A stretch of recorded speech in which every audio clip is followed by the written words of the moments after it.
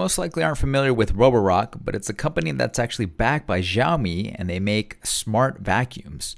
This is the Roborock S5, and we'll be taking a look at top of the line unit, doing a quick unboxing and giving you some first impressions and hands-on experience with the unit.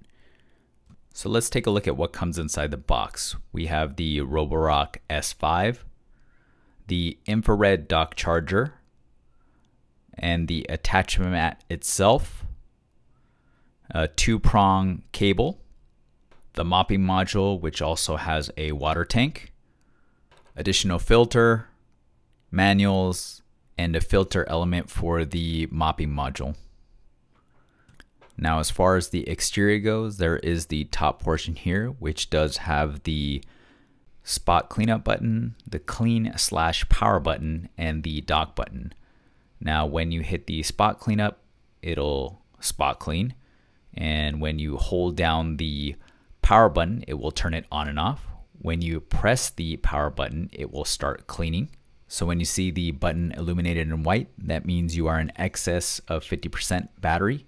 When you see it in red, that means it is under 20%. When it is breathing, that means it is charging or turning on. And when you see a flashing red button, you will know that there's an error.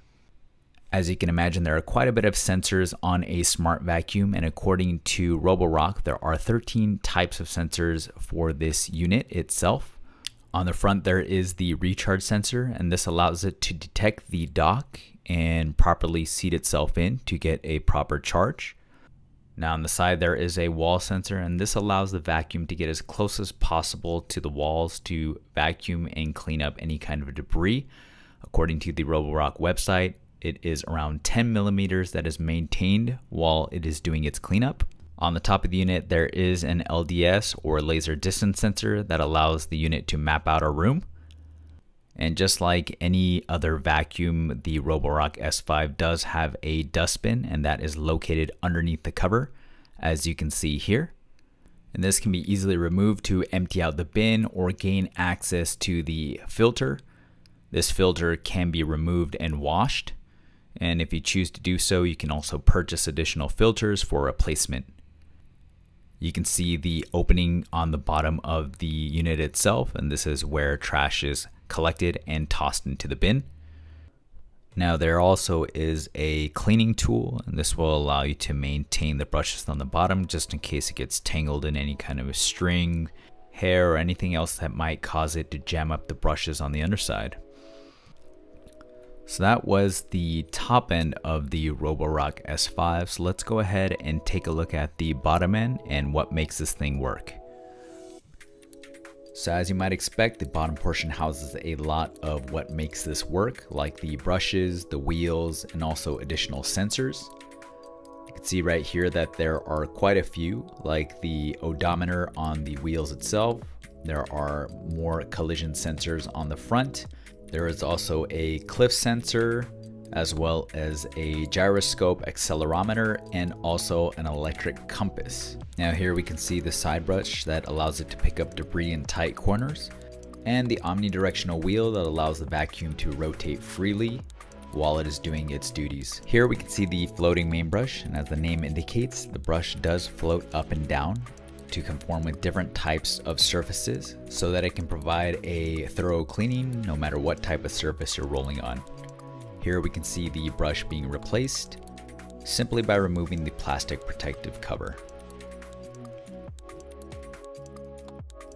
Now the first time you plan to use the actual unit itself, you will have to place it on the dock and press the power button.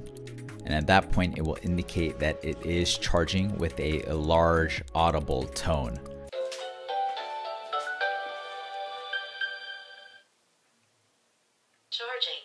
So at this point, you'll want to connect the Roborock S5 with the app called Mi Home, and this is available for iOS and Android.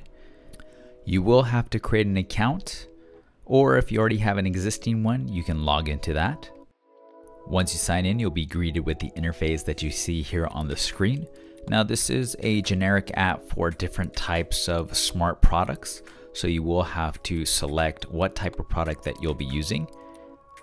Now, as you can see here, it does indicate to open up the front cover of the Roborock and look for a blue blinking light. Once you connect the unit to your Wi-Fi, it will begin updating the unit. And as you can see here, it goes along fairly smoothly. The process will probably take anywhere from 2 to 5 minutes depending on your network speed.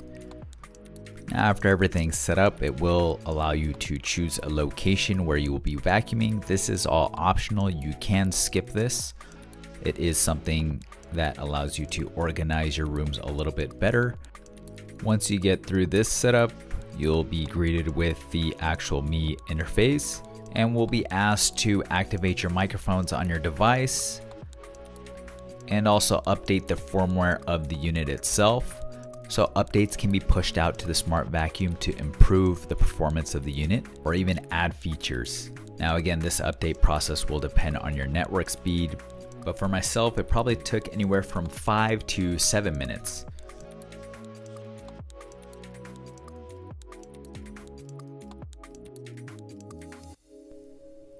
So after successfully completing, you'll be able to set up the unit. And here it gives you a little tutorial or video guide on how to actually set up the Roborock. If you did not read the instructions in the manual, you will have to agree to some terms and conditions, and you'll then navigate into the main menu, which has the options on the bottom here: Go, Dock, Clean, or Zone Clean. Once you vacuum for the first time, the top portion will populate a map of your home. As you can see right there, there is a yellow dot indicating where the vacuum is now. And this is a look at the settings menu. So you can see in the vacuum settings, you can choose to have a map saving mode, and this will map out your home. You can change the time zone, the volume setting of the actual tones and voices that come from the unit. There is also a cleanup mode that gives you options for different types of suction. If you don't like the default voice, you can also download different voice packs. Now that everything is set up, it's just a matter of putting this thing on the floor, pressing the cleanup button, and allowing it to do its thing. So I've been using this vacuum for maybe about a week or two, and as you can see in the app, it has mapped out my home and the areas that it vacuums the most frequently.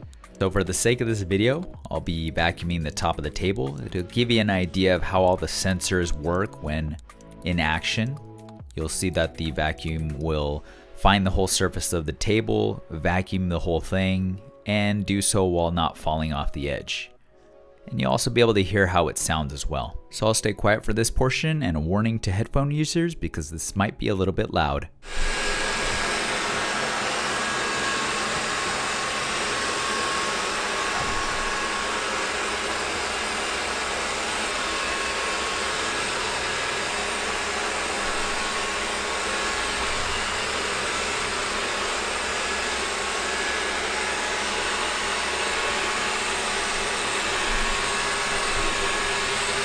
So now we'll just go ahead and see it clean some particles, some fine, medium, and large chunks. And this should give you a general idea of how much suction there is and how well it works when it deals with finer grains, medium-sized grains, and also larger pieces.